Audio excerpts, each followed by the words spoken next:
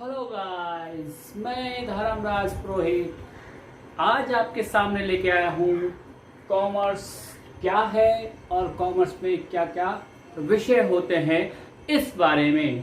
अब आपको इस चीज़ों के बारे में जानने से पहले मेरे चैनल को यदि आपने सब्सक्राइब नहीं किया है तो प्लीज़ इस चैनल को सब्सक्राइब करें और उसके साथ साथ इस वीडियो को अंत तक अवश्य देखें, क्योंकि अधकत चल रही छलकत जाए वो वाली परिभाषाएं हो जाती है कि आधा ज्ञान आधा अधूरा ज्ञान वो हमेशा क्या होता है, धोखे में ही रखता है।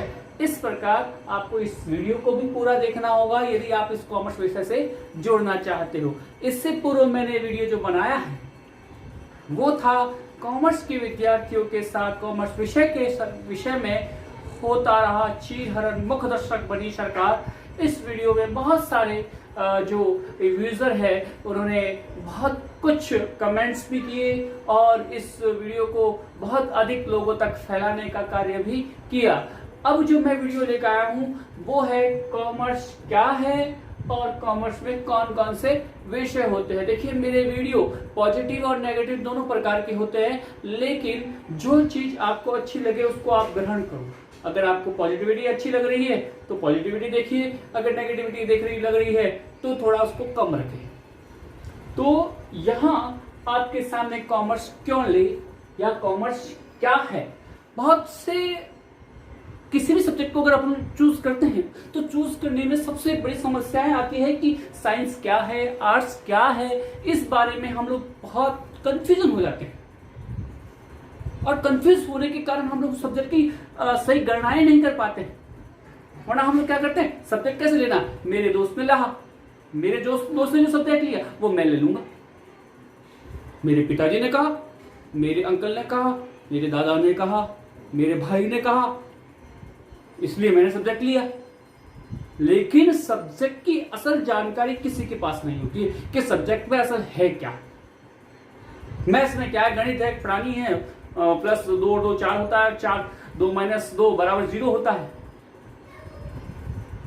इस प्रकार की गणनाएं करनी होती है। तो यानी हम लोग ये जानते नहीं कि साइंस में असल है क्या, क्या विषय है, किस बारे में जानकारी प्रदान करती है। आर्ट्स विषय है तो वो आर्ट्स विषय किस बारे में जानकारी प्रदान करता है। इसी आधार पर मैं अपना विषय जो कॉमर्स क्या है इस बारे में, यानी कॉमर्स में क्या क्या चीजें आती हैं उस बारे में आपको ये जानकारी प्रदान करने के लिए लेकर आया हूं कि कॉमर्स एक विषय ऐसा इस प्रकार का विषय है जो दिन प्रतिदिन, देखिए मैं इस विषय के बारे में जो घरेलू महिलाएं होती है वो भी किस प्रकार से अपने घर के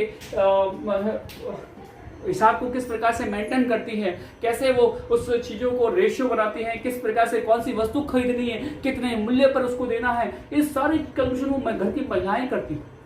यानी कहने का मतलब है कि इसको समझने के लिए हमें सबसे पहले अपने घर पर उसकी माताओं के द्वारा जो किए जाने वाले पर डे पर मंथ का जो रखा जाने वाला हिसाब है उस हिसाब को देखना होगा। तो ये इसी प्रकार से उसका निर्माण किया जा रहा है कि कॉमर्स क्या है, कॉमर्स के अंतर्गत कौन कौन से विषय आ रहे हैं, इन सभी की जानकारी जो दी जा रही है वो, क्योंकि कॉमर्स से संबंधित जो जो आपकी भ्रांतियां हैं, जो जो समस्याएं हैं, उस भ्रांतियों को, उस समस्याओं का निराकरण करने के लिए ही मैंने इस सब्जेक्ट को चूज किया। तो यहाँ कॉमर्स क्या है, देखिए कॉमर्स एक ऐसा विषय है जिसके अंतर्गत चाहे वो व्यावसायिक क्षेत्र हो चाहे वो पारिवारिक क्षेत्र हो, उन व्यावसायिक और पारिवारिक क्षेत्र में जो किए जाने वाले व्यवहार हैं वही व्यवहार कॉमर्स, क्योंकि ये सारी क्रियाओं के इर्द गिर्द ही पूर्णतः उस कॉमर्स के इर्द गिर्द ही वो सारी क्रियाएं होती हैं। अब छोटा सा एग्जांपल ले लीजिए कि आपकी माताजी के द्वारा आपके पिताजी मान लीजिए किसी गवर्नमेंट सर्वेंट के रूप में कार्य कर रहे हैं। तो गवर्नमेंट सर्वेंट के रूप में जब कार्य करते हैं तो ऐसी स्थिति में उनकी महीने की जो वेतन है वो फिक्स होता है। तो आपकी माताजी क्या करती है, उस वेतन में से कितना बचाना है, कितना भोजन पर व्यय करना है, कितना कपड़ों पर व्यय करना है, कितना अन्य सामग्री पर व्यय करना है, कितना फंक्शनों पर खर्च करना है, इसका पूरा स्टेटमेंट बनाती है। और किस दर पर कितनी कितनी मात्राएं खरीदनी, वो सारा हिसाब किताब का जो मेंटेन है वो आपकी माताजी के द्वारा किया जाता है। और वही कॉमर्स है। ये जो कार्य आपकी माताजी के द्वारा किया जा रहा है वो, या फिर एक व्यापारी के द्वारा अपने द्वारा किए जाने वाले लेन देनों से कितना फायदा हो रहा है, कितना नुकसान हो रहा है, उस पर कितना क्षति हो रही है या कितना प्रॉफिट हो रहा है, उसका गणना करना, उसको खातों में लिखना, उसको व्यवहारिक रूप में उसको दर्शाना, इससे संबंधित जितनी भी क्रियाएं हैं वो इस कॉमर्स के अंतर्गत की जाती है। मूल रूप से देखा जाए तो कॉमर्स में 3 सब्जेक्ट होते हैं। अब 3 विषय कौन कौन से होते हैं, किस विषय को छोड़कर हम दूसरा विषय ले सकते हैं, और कौन सा विषय हमें त्यागना चाहिए और कौन सा विषय हमें त्यागना नहीं चाहिए, किस विषय के साथ हमारा तालमेल बैठ सकता है। ये भी काफी छात्रों के दिमाग में ये कंफ्यूजन बना रहता है कि सर हमारे सामने 4 ऑप्शन होते हैं, 4 में से 3 को चूज करना होता है, हम कौन कौन से विषय को चूज करें और किसको छोड़ दें। तो आपको पता होगा कि मूल रूप से देखा जाए तो 4 सब्जेक्ट आपके सामने उपस्थित होते हैं। फर्स्ट है लेखा शास्त्र, जिसको हम लोग अकाउंटेंसी कहते हैं। सेकंड है व्यवसाय अध्ययन, जिसको हम बिजनेस स्टडी, बिजनेस ऑर्गेनाइजेशन, इस 2-3 नाम बिजनेस एडमिनिस्ट्रेशन के नाम से भी जानते हैं। और थर्ड आता है अर्थशास्त्र, जिसको हम लोग इको कहते हैं। और फोर्थ जो सब्जेक्ट आता है कंप्यूटर साइंस यानी कंप्यूटर विज्ञान। इन 4 विषयों में से आपको केवल 3 विषयों की चुनौती को स्वीकार करना होता है और इसी के आधार पर अपना जो है विषय उसको आप चुनते हैं। देखिए यहां पर आपको ध्यान रखना होगा कि ये विषय लेना अनिवार्य हो जाता है, और जब ये लिया जाता है अब इस विषय के साथ में इसको अटैच करना अनिवार्य होता है। अब आप कहोगे सर क्यों? क्योंकि जो अकाउंटिंग होती है, जो अकाउंट्स होता है, उसी की जो अकाउंट्स के रूप में हम लोग कार्य कर रहे हैं, जो लेखांकन का जो कार्य कर रहे हैं, उसी की जो थ्योरी होती है वही बिजनेस में आती है, वही बिजनेस में आती है। और इसलिए इस सब्जेक्ट को इसके साथ में होना अनिवार्य होता है। आपको केवल मात्र या तो ये चुनना है या ये चुनना है, यानी इन 2 को तो चुनना आपके लिए अनिवार्य होता है। या तो आप इकोनॉमिक्स चुनोगे या फिर आप कंप्यूटर साइंस चुनोगे, कंप्यूटर साइंस चुनोगे।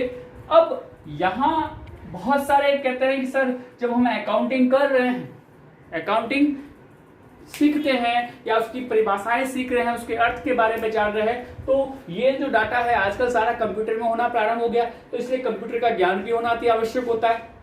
तो आपका कहना सही है एक तरफ, क्योंकि कंप्यूटर में ही ये सारी एंट्रियां होने लगी है। पूर्व में तो जो हमारी बहियां होती थी उन बहियों में इसका उपयोग किया जा रहा था, तो कंप्यूटर की आवश्यकता ही नहीं थी।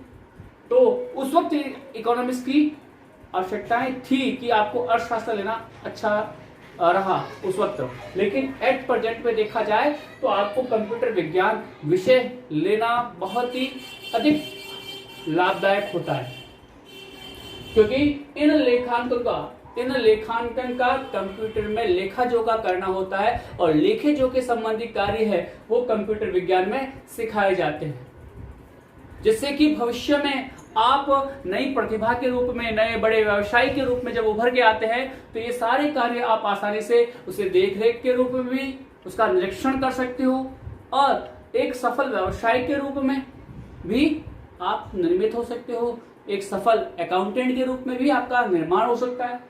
लेकिन सबसे महत्वपूर्ण चीज है, यदि आप एक बड़े बिजनेसमैन बनना चाहते हैं तो ऐसी स्थिति में आपको अर्थशास्त्र पढ़ना अनिवार्य हो जाएगा,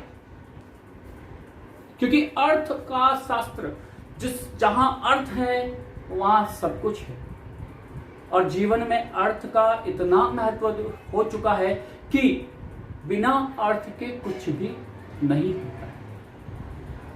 समय जब और बढ़ा आएगा, समय और व्यतीत हो जाएगा, उस वक्त आपको हर चीज का पैसा चुकाना होगा।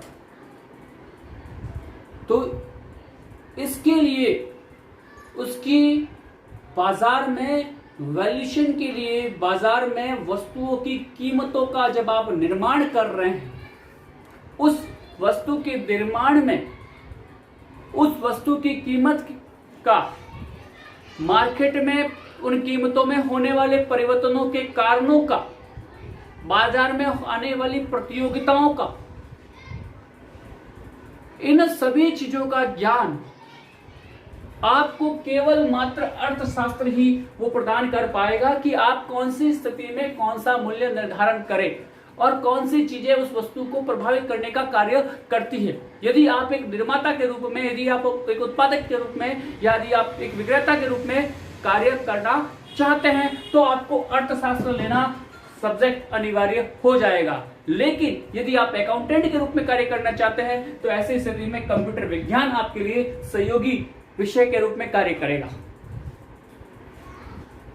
तो बहुत सी बार हम लोग कंफ्यूजन हो जाते हैं ना। कंफ्यूजन होने का पीछे कारण क्या होता है? यही कि हम लोग अर्थशास्त्र लें या कंप्यूटर साइंस लें। तो सबसे पहले आपको अपना उद्देश्य का निर्धारण करना होगा कि आप केवल मात्र एक छोटे व्यापारी के रूप में सीमित रहेंगे या एक बड़े निर्माता के रूप में आएंगे। सपने हमेशा बड़े लेने चाहिए, चाहे वो पूरे हो या ना हो, क्योंकि जो सपने देखता है वो पूरे करता है। इसलिए हमेशा निर्माता के रूप में आपको उस चीज को लेना है, और निर्माता के रूप में जब आपको उस चीज को लेना है तो आपको केवल मात्र अर्थशास्त्र ही लेना है, क्योंकि ये आपको सिखाएगा उस वस्तु की कीमत के निर्धारण के मामले में, उत्पादन के मामले में, कॉस्टिंग के मामले में, और उसके साथ साथ उसमें होने वाले परिवर्तनों के मामले में कौन कौन सी क्रियाएं व्यापार को प्रभावित करती है, उनके बारे में सारी चीजों को सिखाने का जो कार्य है वो केवल मात्र अर्थशास्त्र करता है। अब पढ़ने की बातें, यहां तक तो आपको क्लियर हो चुका होगा कि इन सब्जेक्ट का क्या क्या महत्व है, कि ये चीज है जो कि हम लोग व्यवहार कर रहे हैं, माल खरीद रहे हैं, बेच रहे हैं, या कुछ डैमेज हो रहा है, चोरी हो रहा है, उस वक्त क्या प्रविष्टि की जाए, क्या लेखा जोखा किया जाए, और इसको थ्योरी के रूप में बताने का जो कार्य है, इसकी पूरी परिभाषाओं को विस्तार से व्याख्या के रूप में बताने का जो कार्य है वो व्यवसाय अध्ययन कर रहा है। और मूल रूप से जो निर्माता है उसका सहयोगी जिसको कह सकते हैं वो है अर्थशास्त्र। तो इन विषयों के बारे में तो आपने पूरी जानकारी प्राप्त कर ली है। अब यहां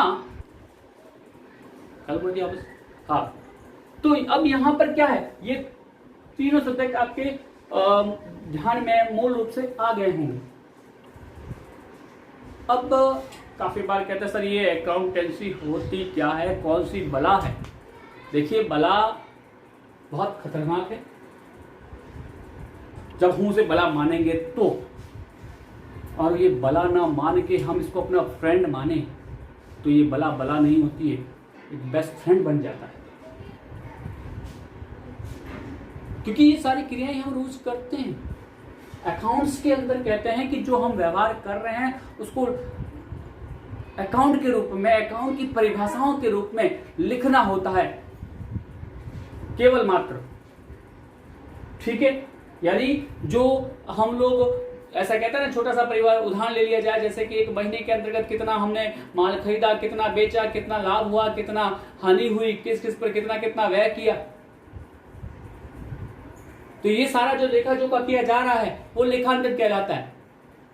और ये लेखांकन कैसे टूट फूट हुई, टूट फूट को किस खाते में लिखेंगे, किस कारण से लिखेंगे, वो सारा ज्ञान प्रदान करने का व्यवसाय अध्ययन कहलाता है। और अर्थशास्त्र क्या कहलाता है, इन चीजों को निर्माता के द्वारा किसी वस्तु का निर्माण किया जा रहा है तो उसकी क्या कॉस्टिंग है, वो कॉस्टिंग के निर्धारण के समय कौन कौन सी कीमतें उसको प्रभावित करती है, कौन कौन से बाधा उसको प्रभावित करते हैं, सरकार की कौन कौन सी नीतियां होती है, इन सभी नीतियों के बारे में प्रदान करने का जो कार्य है अर्थशास्त्र के द्वारा किया जाता है। तो ये जो तीन विषय हैं ये बहुत ही अधिक महत्वपूर्ण रहते हैं।